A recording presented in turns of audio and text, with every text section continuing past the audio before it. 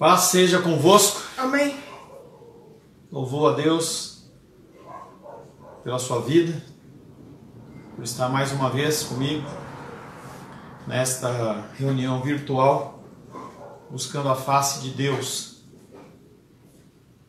Algumas pessoas me perguntam, mas a sua igreja está fechada desde o começo da Covid? E os membros?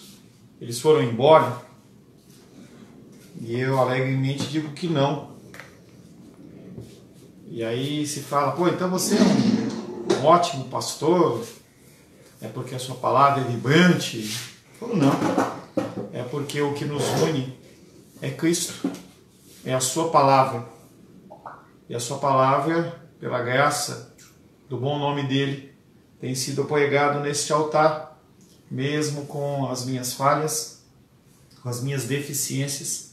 O Senhor, ele tem nos mantido unidos, mesmo à distância. Gostaria muito de poder estar presencialmente numa semana que antecede a Páscoa, poder estar junto com vocês, mas quando eu vejo o número de mortos em 24 horas, chegando a quase 4.000, eu não me sinto confortável a expor você a isso. Não como me sinto confortável.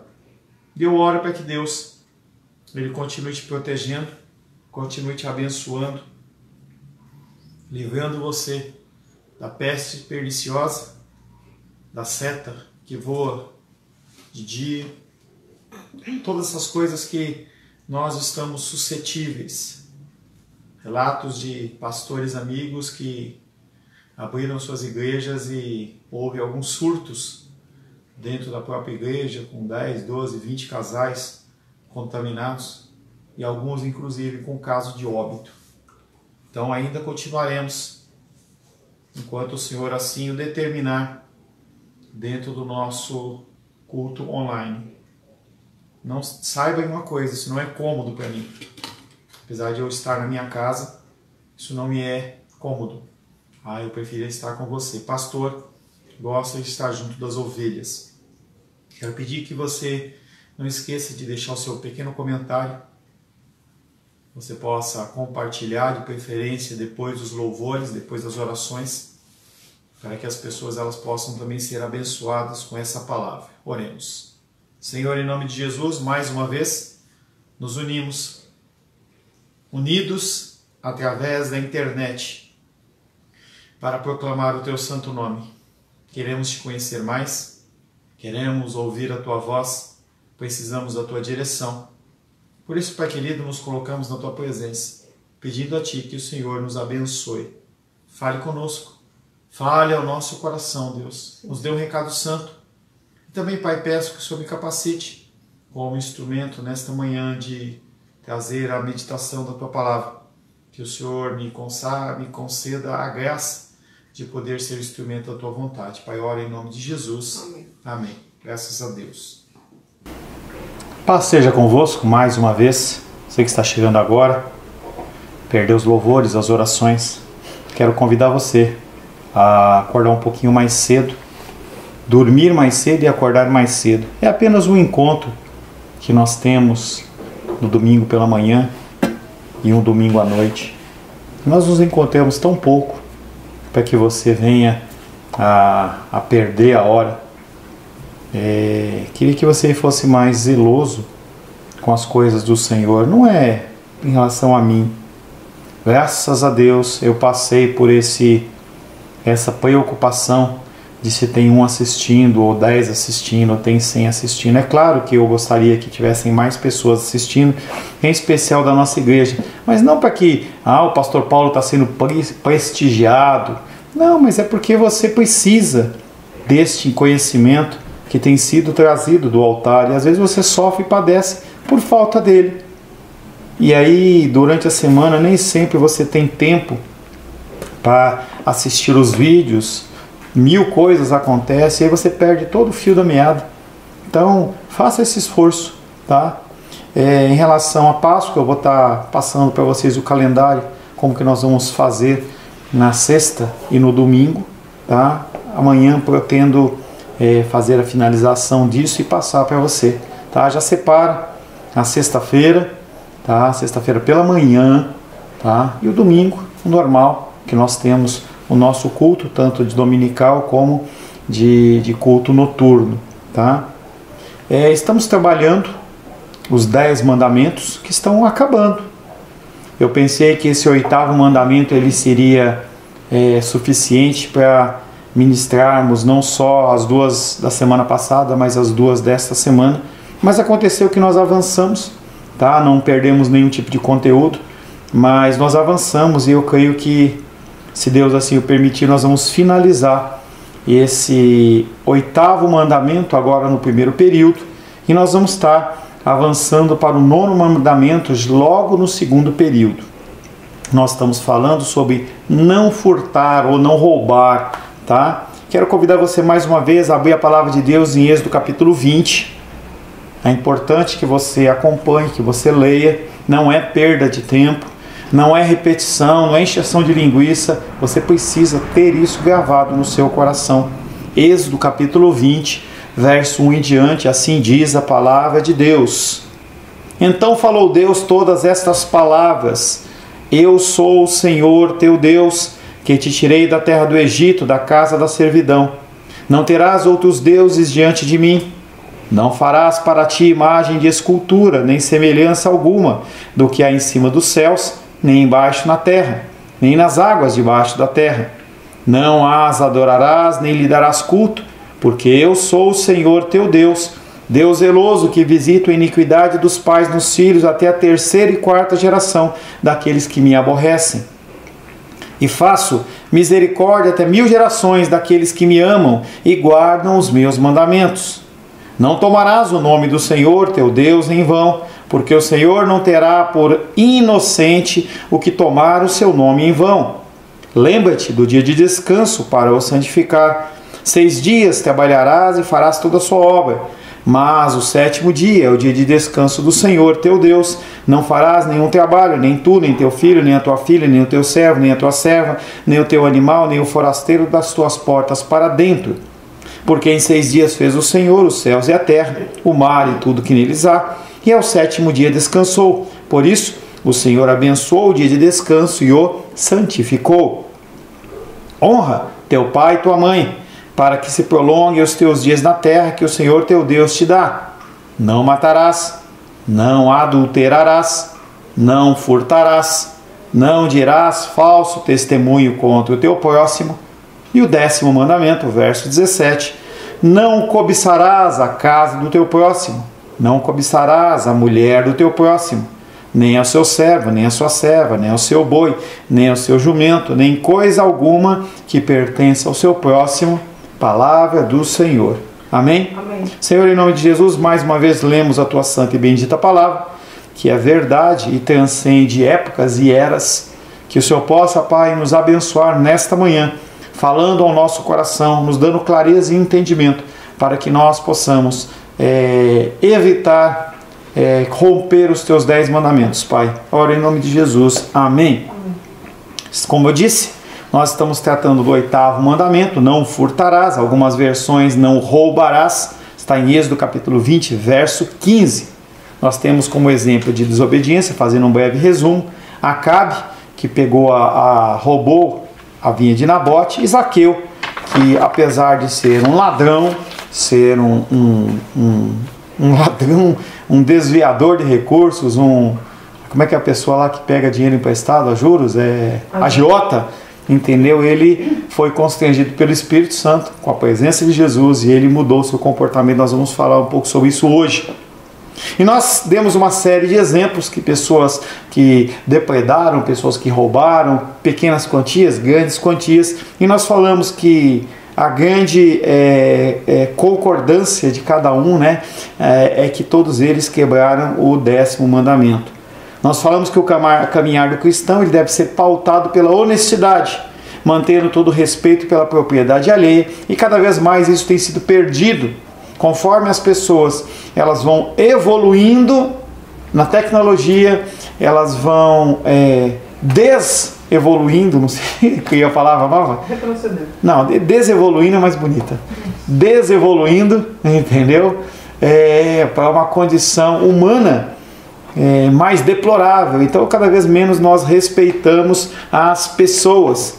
E é interessante, interessante e triste, né? Porque nós achamos ruim isso, mas nós não queremos de nenhuma maneira mudar os nossos corações, porque apenas aquilo que nos agride tem que ser mudado, mas nós com certeza nós somos perfeitos. Em certo sentido, nada nos pertence, pois tudo que temos vem de Deus, e nós esquecemos isso, que Deus ele é o Deus do ouro e da prata. Tá? Quando o irmão Cláudio fazia as nossas orações, ele sempre citava: Deus é o Deus do ouro e da prata. E aí não é porque ele é dono do minério, não é isso que ele está querendo dizer. Todo ouro é de Deus. Sim, toda a prata também. Mas é o cobre, a madeira, você, o celular, o carro, a casa, tudo é dele. Entendeu? Tudo foi criado por ele, ou através dele foram criadas todas as coisas. Nós somos apenas administradores e das bênçãos recebidas. E esta administração ela nos delega direitos e obrigações. E um dos direitos, um dos deveres que nós temos é que nós temos que entender que o nosso próximo também tem direitos. E aí é aquela máxima: o meu direito acaba aonde começa o seu. E nós esquecemos esta condição e nós achamos que nós temos direito a tudo, não importa quem quer que seja. Esse é um princípio tão importante que Deus colocou na carta magna dele dos 10 mandamentos. Ele escreveu com o próprio dedo dele numa pedra 2 vezes. Ele foi lá e escreveu: não furtarás. Então é algo realmente importante. E quando esse direito é desrespeitado, o que nós vemos na sociedade, cada vez mais de uma forma frequente, a sociedade ela vai se fragmentando, porque as pessoas elas não conseguem receber o ônus na vida delas e ficar quieta, não conseguem entregar para a outra face. Então o que se faz é o quê? Eu revido, sempre numa medida maior. Os deveres relacionados com honestidade, elas não se dizem respeito apenas a uma classe política, a uma classe trabalhista, ou um grupo de pessoas, mas a todas as pessoas, a todo indivíduo que deseja ser chamado como cristão. Não espere honestidade de uma pessoa que não é cristã. Ela pode ser como um fator moral, ela aprendeu em casa, entendeu? É algo que é humano, mas a honestidade bíblica, ela procede de Deus. Então isso apenas os filhos conseguem. E aí quando você para pensar nisso, você imagina: poxa, como nós estamos maus. Como nós estamos maus. Quando nós vemos, por exemplo, a dificuldade, em especial numa cidade como São Paulo, e você alugar um espaço para uma igreja e falar que é para a igreja, complicado. Porque o que acontece com os cristãos estão congregando, aí está tudo certo. Decidiu mudar, na calada da noite arranca tudo, leva embora. Pastor, isso acontece? Acontece. Lá o nosso irmão pastor Paulo, lá da Igreja Cruz de Cristo, do Engenho das Lajes, ele diz que determinado dia chegou um grupo de pessoas novo, e aí ele questionou, falou: mas vocês são novos, vocês mudaram para cá? Não, nós congregávamos na igreja tal. Não, mas e por que você não está lá? Por que você veio para cá? Porque nós tivemos culto no domingo passado, e aí nós entramos na semana, quando foi no domingo, nós fomos lá e simplesmente a igreja estava fechada. E aí nós descobrimos que o pastor, ele pegou um caminhão, tirou todas as cadeiras, todos os equipamentos e sumiu no mundo. Ninguém sabe dele. Então nós estamos aqui para congregar. Então, infelizmente, não todos que são cristãos ou que se dizem cristãos, eles são honestos. Então nós falamos sobre o caso de Acabe e Jezabel, em que Acabe desejou a vinha do lado do palácio dele, para fazer lá uma horta para ele. E aí Nabote, ele falou: não posso vender para você, porque isso aí, quem me deu foi meu papai recebeu do avô dele, e assim vai, do meu avô, e assim vai. Então eu tenho um elo muito emocional com isso, eu não posso vender. E aí o rei Acabe saiu de biquinho, chorando lá, e aí a Jezabel, que era muito mais homem do que ela dentro do reinado, foi lá e tomou algumas decisões que levaram à morte, o assassinato de Nabote. E aí Acabe ele pôde tomar a vinha para ele. Citamos que a quebra do mandamento da parte de Acabe veio em consequência não só do desejo dele, mas também da exaltação desse desejo. Porque desejar as coisas você pode desejar. O problema é você cobiçar. Ou você também racionalizar, dar desculpa. Não, eu fiz isso por causa disso. E aí você se auto-justifica. A mesma coisa acontece nos dias de hoje, em que a maioria das pessoas elas têm sempre uma desculpa em relação àquilo que foi feito. Falamos também que a quebra do mandamento de Acabe não veio isolada. E nós falamos que um pecado gera outro pecado, um abismo chama outro abismo. E nós falamos que a cobiça dele gerou um roubo e o roubo gerou o assassinato. Os pecados aparentemente pequenos e inconsequentes, e sempre começam com coisas pequenas, levam ao afastamento cada vez mais gradual de você com Deus. E o que acontece é que Satanás acaba encontrando na sua vida um terreno fértil para a aplicação dele. E aí finalizamos a aula da semana passada falando sobre fatos interessantes sobre cadeias e prisões. Pontuamos que nas Escrituras não existe o conceito de cadeia. A ideia não é prender alguém para ser sustentado por outros, privando-lhe a liberdade, sim, que ele restitua aquilo que foi roubado, muitas vezes mais, para que ele possa entender que o crime não compensa, porque a pessoa é colocada no sistema prisional, é presa lá, e aí o que acontece é que ela, em vez de ela repor, ela vive lá e ela acaba aprendendo um novo grau de criminalidade com aqueles que estão lá. Então, Israel não tem isso como princípio. Nós falamos que as cadeias elas faziam parte da vida dos egípcios e de outros povos vizinhos, mas não da cidade do povo de Israel. A prisão era comum na lei e na vida dos egípcios, e nós lemos o texto, por exemplo, de Gênesis 39, versos 20 a 23 e outros versículos. Essa prática, entretanto, não fez parte da lei mosaica. Somente mais tarde foi incorporada de forma limitada nos costumes de Israel, e nós lemos o texto de 1 Reis, capítulo 22, 27, e Esdras, capítulo 7, verso 26, dizendo que a regra não era prender alguém com o intuito de fazer com que ela pagasse com a reclusão, e sim a condição era de fazê-la devolver o dinheiro. Mas no caso de crimes que eram cometidos, se criaram cidades de refúgio, em especial crimes de assassinato, em que as pessoas que eram condenadas pela opinião popular corriam para essa cidade e elas ficavam aguardando o julgamento. Não era uma prisão compulsória, eu vou e pego a pessoa e forço ela para ficar lá. Não, ela vai ficar lá porque ela quer ser protegida. Então a condição de prisão era essa. Nós citamos 1 Reis 22, 27 e Esdras 7, 26, que eram quebras desta ordenança. Então nós falamos do profeta que ficou lá preso, entendeu? Porque ele falou uma palavra contrária ao rei. Dando continuidade à nossa escola dominical, vamos continuar falando a respeito de algumas coisas sobre cadeias e prisões. A prisão de alguém em Israel era algo temporária. O criminoso era guardado até o devido julgamento fosse realizado, e não como forma de punição permanente, como eu disse. Números 15, 34 diz: e o puseram em guarda, porquanto estava declarado o que se lhe devia fazer. Então estava sendo um processo de julgamento.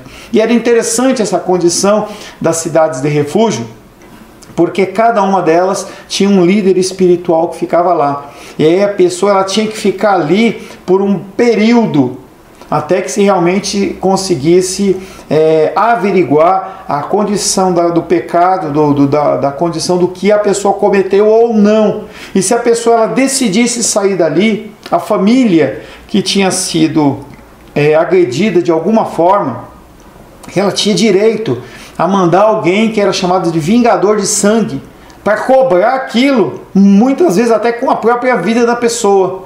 Então ela estava protegida naquele local, entendeu? Que é mais ou menos a música que nós cantamos. Deus coloca muralhas de fogo à nossa proteção, até que haja realmente a finalização e o julgamento. Deus ele nos protege, Já falamos desse texto bíblico, desses dois textos bíblicos, que Deus coloca anjos ao nosso redor e Satanás ele fica ao nosso derredor. Então ele fica para fora dessa muralha de fogo, essa muralha de anjos, e você é protegido mesmo que você não veja, mesmo que você ache que você está abandonado. E é uma condição que o nosso coração tem diante dos reveses da vida. Falei para você logo no meio das orações, no louvor, alguma coisa desse tipo, o nosso coração ele se angustia.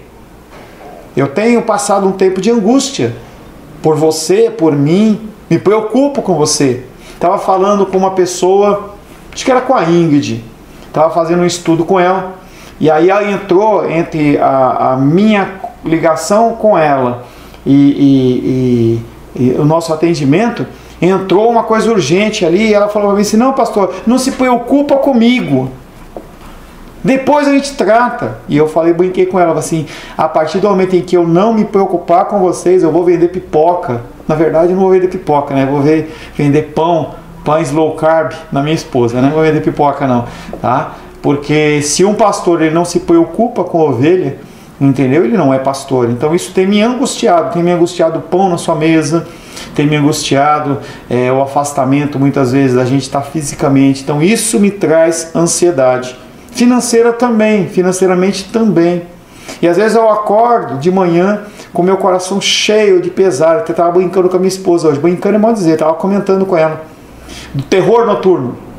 Então, no momento em que nós dormimos, parece que nós abaixamos as nossas proteções e nós somos assolados. E eu não sei você, mas eu muitas vezes tenho acordado com o coração angustiado.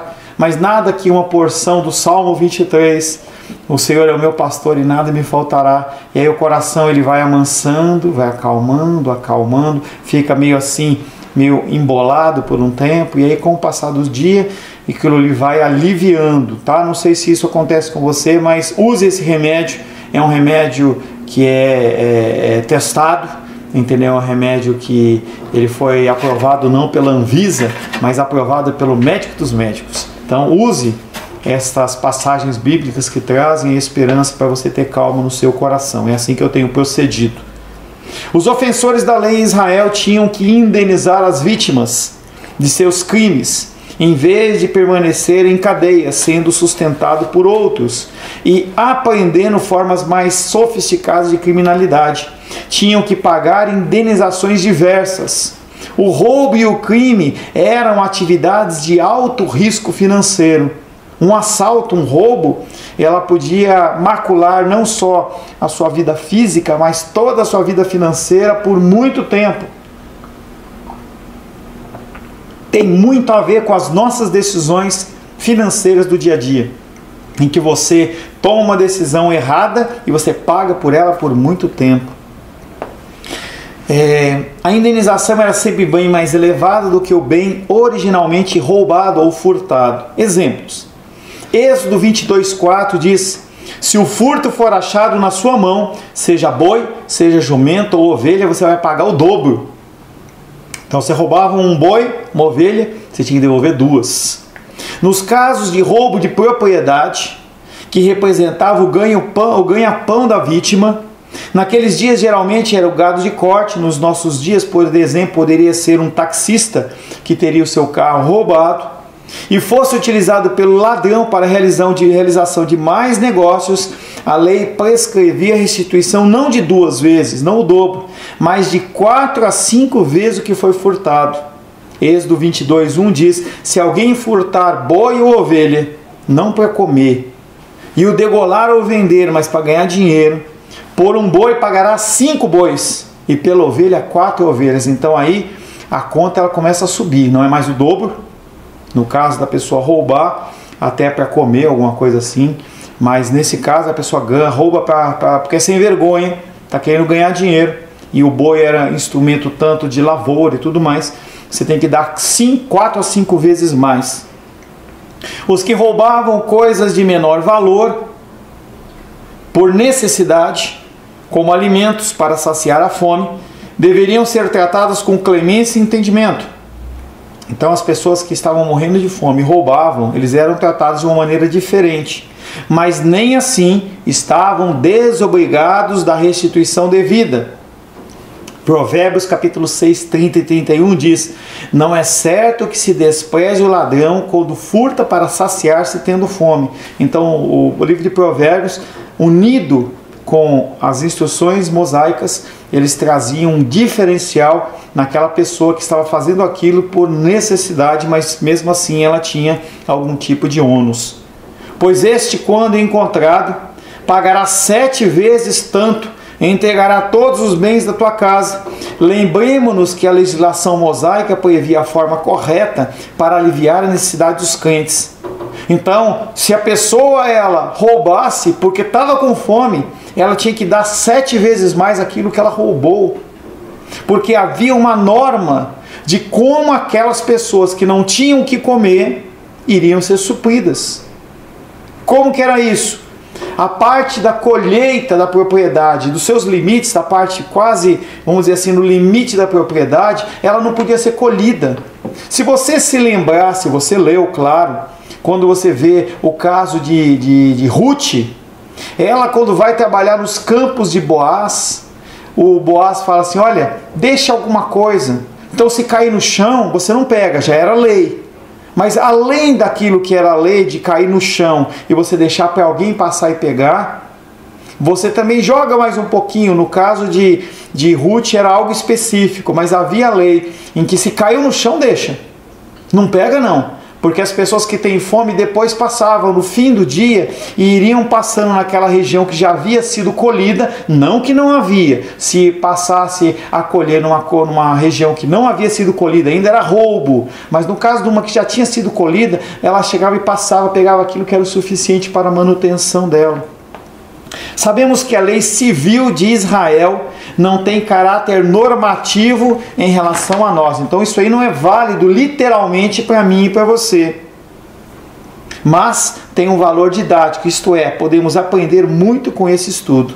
Hoje em dia, por considerações práticas e pela experiência, se não por princípios, reconhece o desastre que a sociedade tem com esse tipo de procedimento, de cadeias. O próprio Código Penal brasileiro vem incorporando penas pecuniárias, ou seja, de indenização às vítimas. O problema é que essas penas elas são muito aquém do que deveria ser. Então a pessoa ela faz um dano tremendo na sociedade e aí dão para ela dar 100 cestas básicas, 10 cestas básicas. Se aí você olha dentro do valor que foi subtraído, faz a conta matemática, está valendo a pena.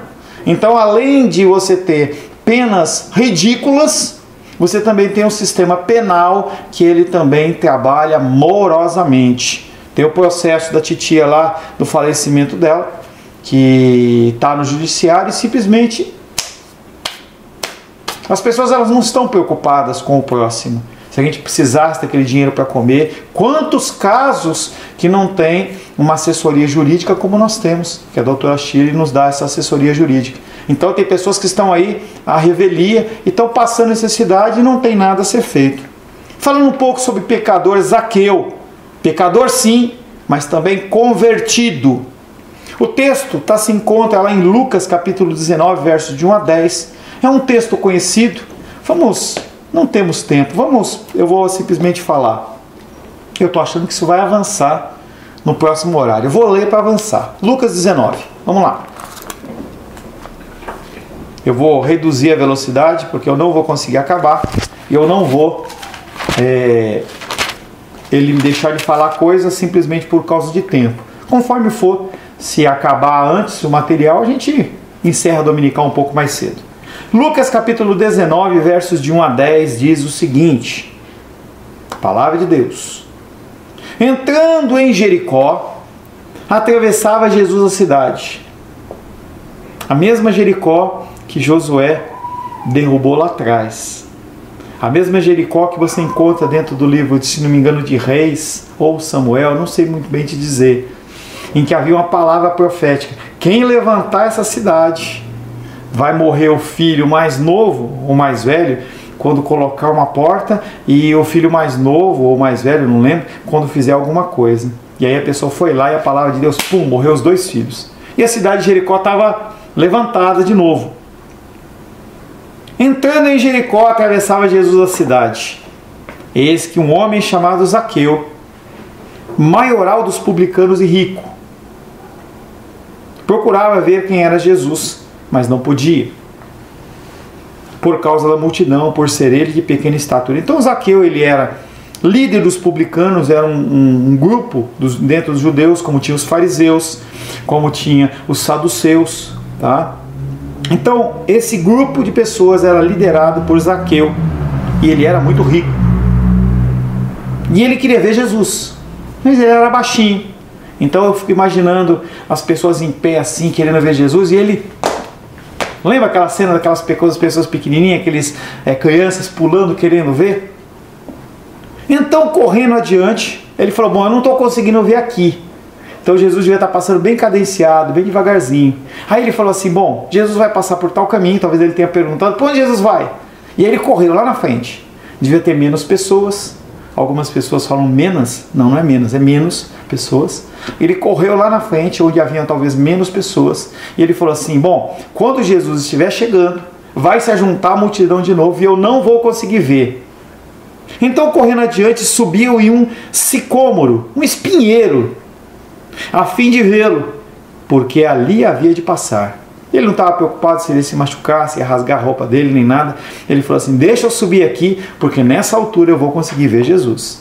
Quando Jesus chegou àquele lugar, olhando para cima, disse-lhe, Zaqueu, desce depressa, pois me convém ficar hoje na sua casa. Entra na minha casa. Lembra da música do Zaqueu? Entra na minha vida. Disse-lhe Zaqueu, desce depressa, pois me convém ficar hoje em tua casa. Ele desceu a toda pressa e o recebeu com alegria. Todos os que viram isto murmuravam, dizendo que ele se hospedara com um homem pecador. Inveja. Todos queriam que Jesus falasse assim, vem na minha casa. Tá? E aí o que aconteceu foi o publicano, o pecador, Zaqueu, que recebeu esse privilégio. Todos os que viram isto murmuravam, dizendo que ele se hospedara com um homem pecador. Entre duas mentes? É isso? Não. Entre mentes, Zaqueu se levantou e disse ao Senhor, nesse meio tempo, Zaqueu se levantou e disse ao Senhor, por que ele se levantou? Porque ele estava como? Prostrado. Quando ele desceu da árvore, apesar da Bíblia não dizer isso, ele desceu da árvore e claramente ele se viu na presença do Todo-Poderoso Deus e ele ficou com vergonha. E ele não tinha nada a fazer o quê? Enfiar a cara no chão. Entre mentes, Zaqueu se levantou e disse ao Senhor, Senhor, resolvo dar aos pobres a metade dos meus bens. E se em alguma coisa tenho defraudado alguém, restituo 4 vezes mais, não 2 vezes, 4 vezes mais. Então ele, ao ouvir as pessoas trazerem a acusação, ao ele sentir a presença do Senhor, ele falou, metade do que eu tenho. E ele era rico. Lembra daquele jovem rico? Em que Deus falou, vende tudo, Jesus Cristo falou, vende tudo. Ele falou, eu dou metade dos meus bens.